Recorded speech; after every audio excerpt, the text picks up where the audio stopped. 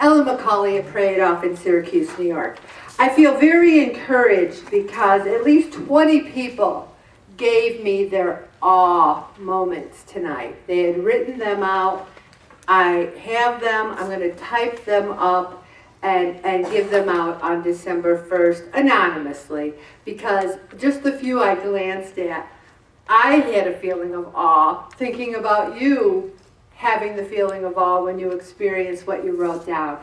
It's not too late. My email is available. You can email me your awe moments or hurry up and write them at the end and hand them to me, and I'd be happy to share them.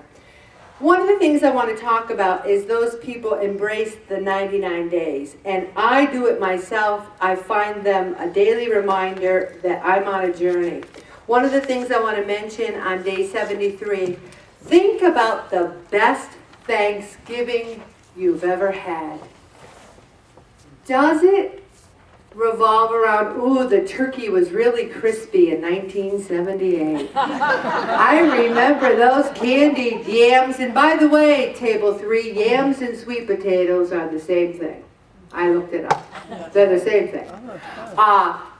Do you think about the food, or do you think about in November of 1972 when I was a freshman and I was coming down the big hill from the top of Lemoyne to my dorm because I knew I was catching a Greyhound bus to Elmira Heights, New York to be with my family. I still remember that feeling of freedom. Yes, I'm going home. I remember that, not the food. So think about that. Think about who will be there on Thursday. And if you're in a situation where you might be alone on Thanksgiving, think about how Jesus is there with you, sharing the meal. We are never alone, ever. And on day 74, I want you to pray for the hungry. Here we're worried because we eat too much food. And there's a lot of hungry people in the world. I can't thank this group enough for everything that you've given to the homeless collection that I had at work. It's funny because last Thursday I got a lot of donations, and I took them on Friday. And there's a place where the donations were supposed to go, and everyone's like, oh my gosh, what is this, you know? And then everyone else started bringing things in. It's like singing loud in church. Everyone else starts singing. So thanks to you, a lot more people were prompted to bring in things. So I appreciate it. Think about who will be at your Thanksgiving dinner and pray for each one of them. My son's coming in on Monday on a Greyhound from New York City. I'm praying for him. My niece is flying in from, she works at Disney World on Wednesday. I'm praying for her. I'm praying for my 2 daughters that can't be there because one's in Las Vegas and one's in Virginia Beach with her kids. I'm praying for them. What one high-calorie food can you offer up? Now, let's say you don't like pumpkin pie. Don't offer that up. But let's say that you think about it and you say, you know what, I like pumpkin pie, I like mincemeat pie, I like apple pie, I like stuffing, I like gravy. What can I give up? Okay, maybe seconds. Maybe say, I will have one of what I want. Think about one offering up and offer that up for someone who's hungry and lonely and homeless on Thanksgiving. Oh, I'll get to you somehow, Pray It Off. I'll get to you. Also, write a special grace and read it on Thursday. And then bring a copy to Ellen. The reason I say things like bring a copy to Ellen is so that you'll actually do it. You're like, oh, Ellen, it's an assignment. Ellen said bring a copy. Write a grace and say to your family, even if you never say grace to the family, I wrote a special grace. Are they going to say, shut up? I doubt it. They'll probably go, really? Okay, go ahead, read it. So, try it. On day 77, do not overeat today. You have Thanksgiving tomorrow. Have you been writing down what you are grateful for? If not, do it today. And then I even put the 99 days for the following week.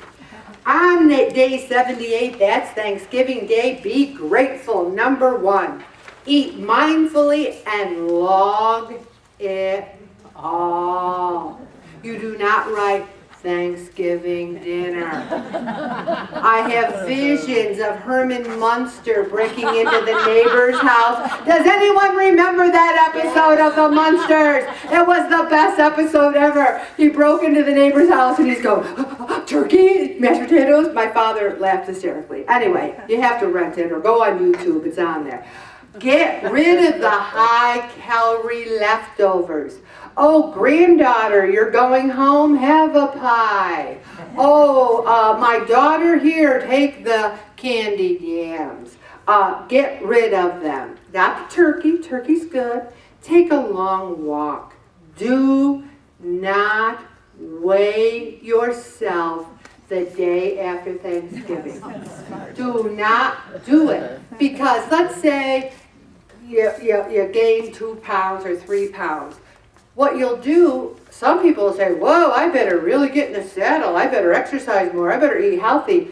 Others, mostly the people in this group, will go, screw it. I've already gained 2 pounds. I might as well eat everything else under the sun. So that's why I don't want you to weigh yourself. Also, on day 80, here's what people are going to do. They're going to go, holy crap, I ate everything that wasn't nailed down. Now I'm going to starve myself. So you starve yourself breakfast, you starve yourself lunch. By the time you get home for dinner, you're eating the cardboard wrapper on the leftover store-bought pie. Do not starve yourself. Eat 3 healthy meals. Get an inspirational book and read 1 chapter a day.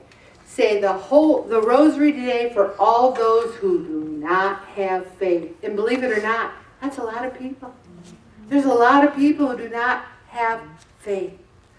Listen to the readings intently at church. In my book, Resisting Happiness by McCauley, he suggests getting a mass notebook. You take a notebook, you hear something in a reading or in the homily, you make some notes. So I did it last weekend for Mass. Deacon Bob was talking about commitment. He was talking about, feeling after the elections and everything. I took great notes. It really stayed with me. I recommend a little Mass notebook. Also, pray for America a little bit more. What are you proudest about in your weight loss journey today? I'll start. You know what I'm proudest of? That I never quit. We haven't quit. We're here. We're here. Let's be proud. We're proud. Okay. Day 84. Do not miss the meeting tomorrow if you think you've gained. Own it and go forward. There's only 2 more meetings in this session. Own it, go forward. And let's really think about what Thanksgiving is all about. That's what I think we sometimes miss. Gratitude and grace. Grace is the power, beauty, and love of God that is always all around us. Whether we see it or not, it is always all around us. Gratitude gives us the eyes to see it. Some of those awe moments that you wrote down and gave to me, if you didn't have your eyes open, if you didn't have your heart open, if you didn't have your mind open, you couldn't have experienced those awe moments. Power, beauty, love. I used to feel sad in the fall when I saw the birds flying away. I'd be walking and I'd look up and I'd go, oh, there they go. But now I look at it and I say, how beautiful, because I know they will return. What a beautiful cycle of life, the spring, summer, winter, fall. I don't have that January depression anymore when I look in the mirror on January 1 and say, oh no, I'm still fat. I thought I'd wake up and not be fat. It's like we're doing something about it. We're coming here. Helen Keller said, I thank God for my handicaps, for through them I found myself, my work, and my God. Helen Keller was blind, deaf, and mute, and she thanked God for that. We get a hangnail and we're going, why God, why me? We need to man up and woman up and realize that losing some weight is not our biggest handicap. Be grateful for the challenges you face because they help you grow, understand, and soften your heart, and they give you strength. Grace surrounds us like the soft, comforting, refreshing rain. Let gratitude help you find the power of that grace and see all your experiences, all, not a few, not some, all your experiences in life as blessings. May you journey in peace. I'm going to stop right there, Bob.